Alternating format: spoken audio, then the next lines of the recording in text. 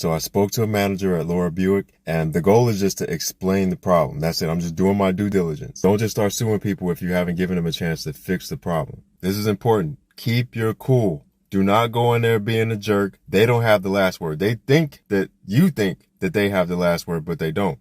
The last word is in the court. So I went in there, and then Jake says, look, your problem isn't with us. Your problem is with GMC, because they're the ones that tells us, what gets recalled, and the government is the one that tells them what needs to be recalled. And he said, even though your dash truck had the same issue as the truck from the year before, since it wasn't on the list, he has to pay for it. I said, hold up. He drove an average of 4,000 miles a year for 6.5 years, getting regular maintenance, and the radiator blew out. The average person drives 14,263 miles a year.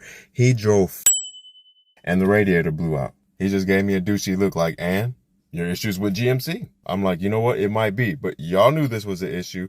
They knew this was an issue. So who I'ma sue? Both of them. And that's that big business bullshit that really pisses me off. Y'all knew this was an issue, but the government has to make you change it. Ghetto Motor Company. Government has to make them correct it, even though they know it's messed up. GMC. So I done stuff too. I confronted Laura Buick. I mentioned GMC. I also called GMC. They were supposed to call me back. Never did it. So I'm going to take that as y'all saying me too. Now I'm already on step 3, if you can tell. Before I even get to the courthouse, I'm putting the media behind me. Sometimes the news networks care, sometimes they don't, but we always got social media. I don't care what your niche is. When you have issues like this, use your social media to your advantage. This case is personal now. I really don't care if I lose. They were messing with my dad. So if I can get at least 50 people not to spend $50,000 on a Ghetto Motor Company vehicle, that's $2.5 million out of their pocket because they didn't want to give my dad his $2,500 back. The next stop is the courthouse, and I'm not going to stop talking about this until y'all fix the problem or until we get to court. Anytime I don't have content, I'm talking about